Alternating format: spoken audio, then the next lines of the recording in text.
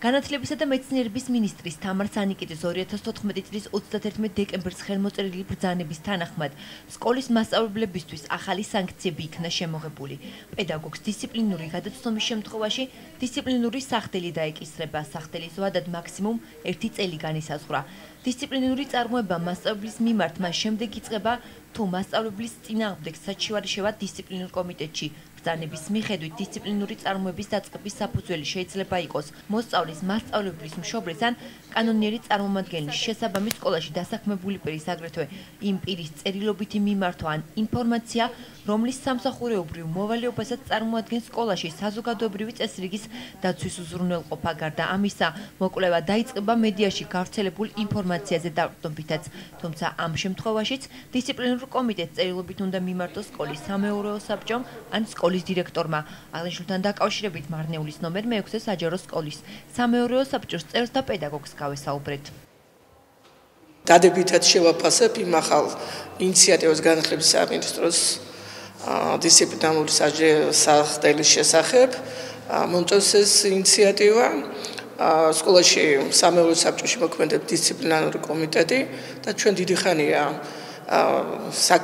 ყურადღებით ვაკვირდებით სკოლაში მასწავლებელთა და მოსწავლეთა დისციპლინარულ დარღვევებს, მაგრამ ეს ინიციატივა უფრო მეტ საშუალებას გვაძლევს იმისას, რომ ვიხსენოთ კანონი.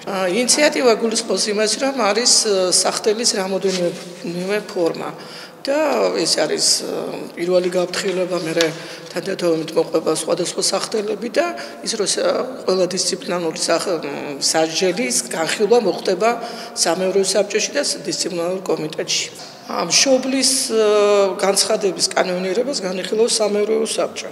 განვიხილავთ თავისთავად ჯერ უნდა მოვახდეთ დაკვირვებას მოსწავლეზე, მშობელზე და თვითონ მასწავლებელზეც. მე როგორც მასწავლებელი ამ ინიციატივას ნამდვილად მხარს ვუჭერ. ამით მასწავლებლის უფლებები არანაირად არ დაირღვევა.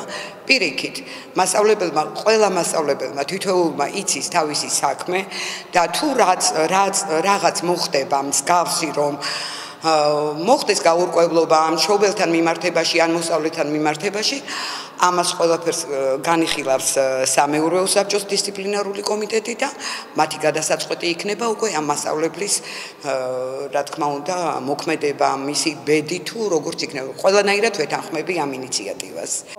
მინისტრის ახალ ბრძანებას განსხვავებულად აფასებს მარნეულის ნომერ 4 საჯარო სკოლის პედაგოგი. ჩვენთან საუბარში იგი აღნიშნავს, რომ დისციპლინური წარმოების წესი მასწავლებელმა კარგად იცის და ამის ხაზგასმა პედაგოგების შეურაცხყოფაა.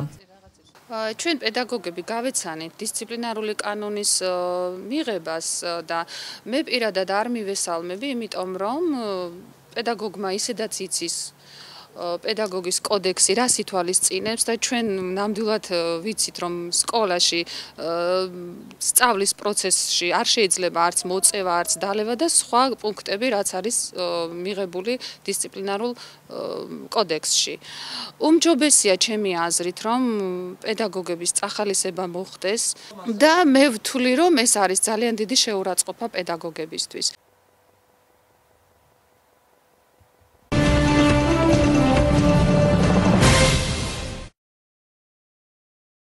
მარნეულის მუნიციპალიტეტის საკრებულომ 2014 წლის 30 დეკემბერს 2015 წლის ბიუჯეტი დაამტკიცა. 2015 წლის ბიუჯეტი 14-ისგან განსხვავებით 2 მილიონ ლარზე მეტითაა გაზრდილი, როგორც საფინანსო საბიუჯეტო სამსახურის უფროსი ჩვენთან საუბრისას აღნიშნავს, 2015 წელს პრიორიტეტი ინფრასტრუქტურული და სოციალური პროგრამების განხორციელებას მიენიჭება. 2014 წლის დამტკიცებული ბიუჯეტთან შედარებით 2 მილიონ 850.200 ლარით არის გაზრდილი. ეს გაზრდა არის გათანაბრებით ტრანსფერის ფარგლებში, ანუ სახელმწიფოს ბიუჯეტიდან მისაღები გათანაბრებით ტრანსფერის ფარგლებში, ასევე ადგილობრივი სახსრების ფარგლებში.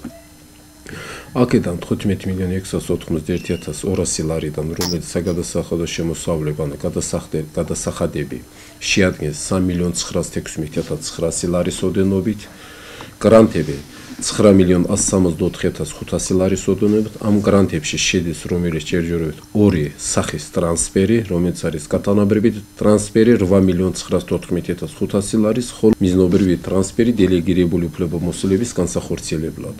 სხვა შემოსავლები შეადგენს 2.459.800 ლარი, ხოლო აქტივების გაყიდვიდან გეგმა არის გათვალისწინებული 150.000 ლარის ოდენობით.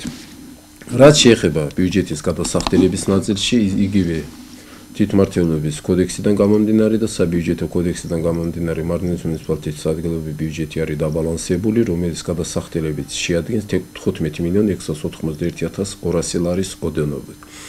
ამ 15.691.200 ლარიდან, რომელიც გათვალისწინებული არის ადმინისტრაციული ხარჯები, შრომის ანაზღაურები, შეფასებების და აიფების სუბსიდიების ხარჯები, ასევე ინფრასტრუქტურული პროექტები. ეხლა დამტკიცების პერიოდში წინა წელთან შედარებით ძალიან ბევრი არის გაზრდილი, 5.757.000 ლარზე არის ამ წელში გათვალისწინებელი, რომელიც ის პრიორიტეტად ჩამოყალიბებული არის ასევე 2015 წლის ბიუჯეტში ადგილობრივი შიდა გზების რემონტი, რეაბილიტაცია, სასმელი წყალი, საკანალიზაციო სისტემების, რომელიც მარნეულის მუნიციპალიტეტის ბალანსზე არის, სარწყავი არხები, კულტურული და სპორტული ობიექტების მშენებლობა, რეაბილიტაცია და ასევე ბაგაბაღების, საბავშვო ბაღების რეაბილიტაცია, რემონტი და მშენებლობასთან დაკავშირებით. რომელიც თქვენთვის ცნობილი არის, რომ არჩევნების შემდეგ თვითმმართველობის კოდექსში და საბიუჯეტო კოდექსში დიდი ცვლილებები შევიდა. ამ ცვლილებებით გათვალისწინებით, ანუ მარნეულის მუნიციპალიტეტის 2015 წლის ბიუჯეტის გეგმა ყველა მუხლი გათვალისწინებული არის თვითმმართველობის და საბიუჯეტო კოდექსიდან გამომდინარე. ყველა თვითმმართველობის და საბიუჯეტო კოდექსის ყველა მუხლი არის დაცული 2015 წლის ადგილობრივ ბიუჯეტში. ამის გარდა მოსახლეობაზე სოციალურად დაუცველი მოსახლეობაზეც დახმარებაც არის გათვალისწინებული 2015 წლის ბიუჯეტში, რომელიც საგრებულოს მიერ დამტკიცებული პროგრამის საფუძველზე უნდა ვიმოქმედოთ 2015 წელში, როგორც ხელმძღვანელობები 2014 წელს, ასევე გაგრძელდება სოციალურად დაუცველი მოსახლეობაზე დახმარებების პრინციპი ამ წელში.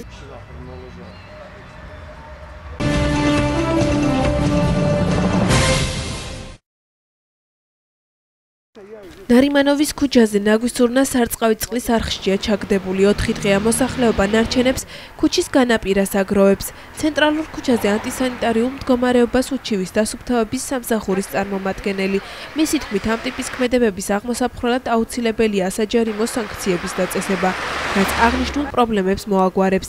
სამსახურის წარმომადგენელი მოსახლეობას ნარჩენების ურნაში ჩაყრისკენ მოუწოდებს. 4 დღეა ურნა წყალში აგდია მოსახლეობას ნაგავი გამოაქვს და ძირს ყრის. საშინელი ანტისანიტარია. მიუხედავად იმისა, რომ ჩვენი სამსახურის წარმომადგენლები ყოველდღე მოდიან და ნარჩენები გააქვთ, მაინც ცუდი მდგომარეობა. აუცილებლად უნდა დაწესდეს საჯარიმო სანქციები, იმიტომ რომ ადგილობრივები ნაგვის ურნებს ასე ეპყრობიან. მე როგორც დასუფთავების სამსახურის წარმომადგენელი ვითხოვ ამ უფლებას. საჯარიმო სანქციები ყველა პრობლემას მოაგვარებს. მსგავსი პრობლემა ნარიმანოვის ქუჩის გარდა ჟორდანიას ქუჩაზეცაა. ჩვენი სამსახურის წარმომადგენლები ამ ურნას ამოიღებენ წყლიდან, თუმცა განმეორების შემთხვევაში ქმედების ჩამდენი ადამიანები დაისჯებიან. რამდენიმე დღეა ურნა წყალში აგდია, ნაგავი კი ძირსაა დაყრილი. მე როგორც აქ მცხოვრები ვითხოვ დასუფთავების სამსახურმა ნარჩენები დაუყოვნებლივ გაიტანოს.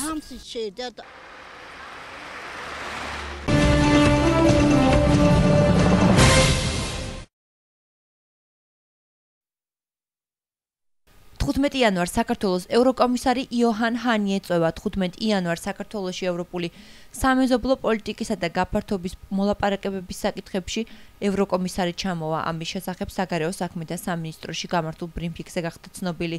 უწყების პრესპიკერის განცხადებით, ჰანის ვიზიტი ევროკავშირის საქართველოსადმი განსაკუთრებული ინტერესსა და პოლიტიკურ მხარდაჭერას ადასტურებს. დავით კერესელიძემ ევროკომისარის სამუშაო განრიგზეც ისაუბრა და აღნიშნა, რომ ჰანი საქართველოს აღმასრულებელი და საკანონმდებლო ხელისუფლების წარმომადგენლებს შეხვდება. ევროკომისარი საქართველოში ოფიციალურ ვიზიტს 17 იანვარს დაასრულებს.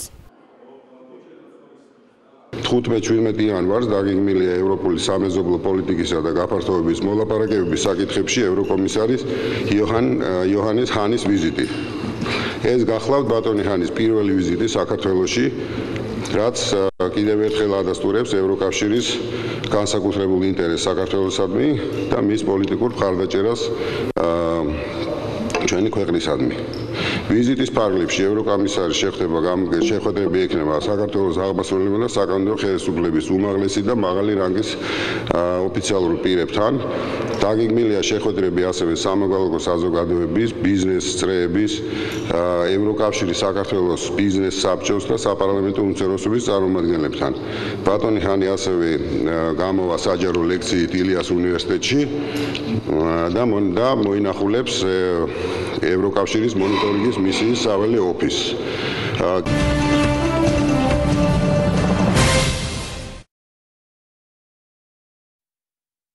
საგარეო საქმეთა სამინისტრო 2014 წლის საქმიანობის ამსახველი ანგარიშის პრეზენტაციას 16 იანვარს გეგმავს. ამის შესახებ უწყებაში გამართულ ტრადიციულ ბრიფინგზე გახდა ცნობილი. ღონისძიებას დიპლომატიური კორპუსისა და სამოქალაქო საზოგადოების წარმომადგენლები დაესწრებიან. პრეზენტაციაზე მოწვეულები არიან მინისტრთა კაბინეტის წევრებიც.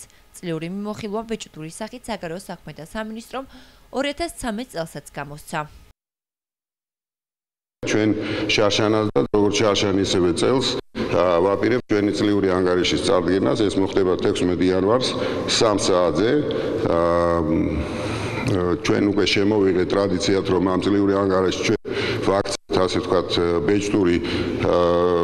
ბეჭდური პროდუქციის სახით. ამიტომ 16 იანვარს 15 საათზე გაიმართება ეს პრეზენტაცია.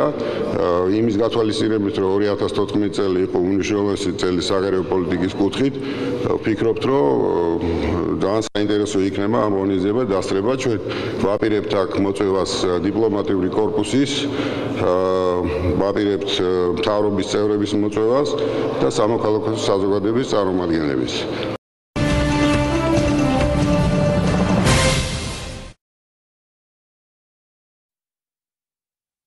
სოფლიო კონსოლიდაციას შეაფასეს საგარეო საქმეთა სამინისტროში პარიზში გამართული სოლიდარობის მარში. უწყებაში აღნიშნეს, რომ სოფლიო თანადგომის პოზიცია საქართველოს უერთდება, რაც აქციაზე ირაკლი ღარიბაშვილის მონაწილეობით დადასტურდა. საგარეო საქმეთა სამინისტროს პრესსპიკერმა საფრანგეთის დედაქალაქში მომხდარ მედიისა და გამოხატვის თავისუფლების წინააღმდეგ განხორციელებული ბარბაროსული აქტი უწოდა. ერთიანობის მარში პარიზში 11 იანვარს გაიმართა. მარშს წინ საფრანგეთის პრეზიდენტი ფრანსუა ოლანდი მსოფლიო ლიდერებთან ერთად მიუძღოდა. ღონისძიებაში მონაწილეობდა საქართველოს პრემიერ-მინისტრიც.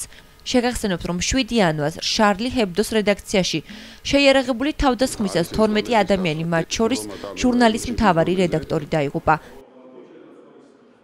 კიდევ ერთხელ გამოხატავთ უკიდურეს შეშფოთებას პარიზში მომხდარ ტერორისტულ აქტთან დაკავშირებით.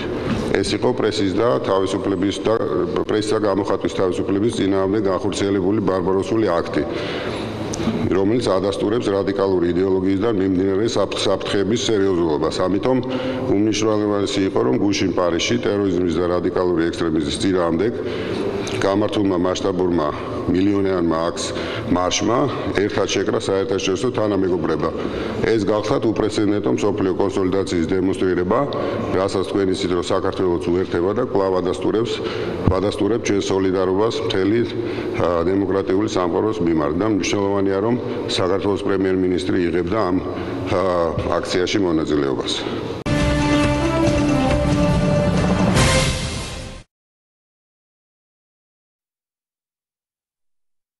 დღეს საქართველოს ესტონეთის პრემიერ-მინისტრი ეწევა.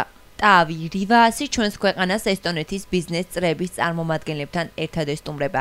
ესტონეთის პრემიერი ქართველ კოლეგას პრეზიდენტსა და პარლამენტის თავმჯდომარეს შეხვდება. ვიზიტის ფარგლებში დაგეგმილია ბიზნეს ფორუმის გახსნაც. ვიზიტის დეტალებზე საგარეო საქმეთა სამინისტროს ბრიფინგზე ისაუბრეს. კიდევ ერთი მნიშვნელოვანი ვიზიტი, რომელიც დღეს ხორციელდება, ეს გახლავთ ესტონეთის პრემიერ-მინისტრის ტავი რივასის ვიზიტი საქართველოში, რომელიც ჩამოდის წარმომადგენლობითი დელეგაციასთან ერთად. ამ დელეგაციაში ასევე არიან ბიზნეს წრეებიც და ბიზნესმენები. მას შეხვედრები ექნება საქართველოს პრეზიდენტთან, პრემიერ-მინისტრთან და პარლამენტის თავმჯდომარესთან. ვიზიტის ფარგლებში ასევე გაიმართება ბიზნეს ფორუმი, რომელსაც ორივე პრემიერი ერთობლივად ახსნის. და გაიმართება მრგვალი მაგიდა ეს ელექტრონული მმართველობის საკითხებზე, რომელიც არის ესტონეთის დასწრებით ექსკლუზივი აი ამ საკითხებში და კარგი ექსპერტიზა აქვს.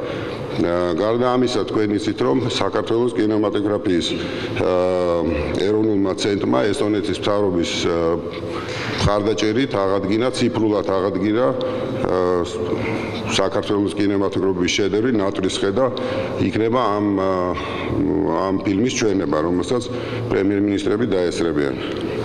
და ასევე პრემიერ-მინისტრი ვირგვინიტში ამკობს ერთიანობისთვის დაღუპულ გმირთა მემორიალს.